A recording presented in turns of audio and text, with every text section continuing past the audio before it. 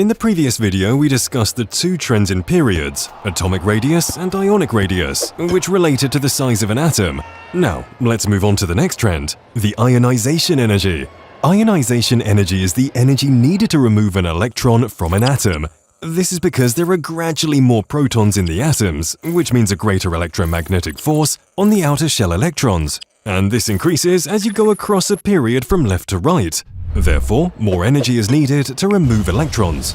The next trend is electron affinity. This is the energy change related to the ability of an atom to gain electrons towards itself.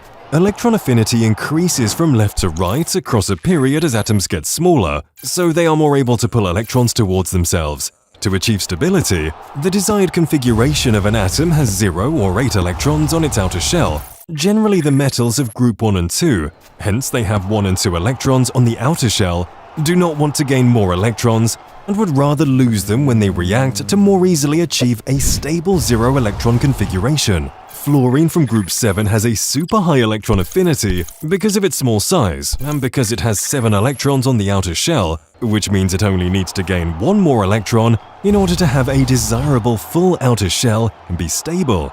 Electron affinity rules do not apply to noble gases because they don't try to gain electrons as they already have full outer shells.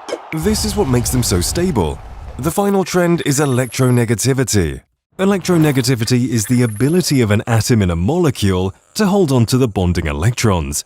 The electronegativity increases as you go across a period from left to right, inversely related to atomic radius and size. This is because the smaller atoms means the nucleus is closer to the bonding electrons of the molecule.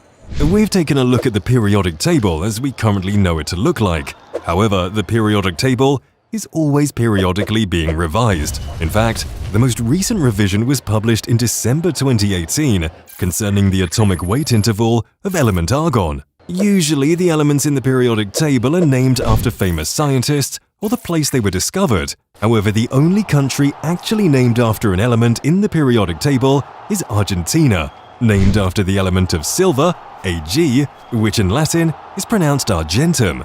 Wouldn't Messi be impressed?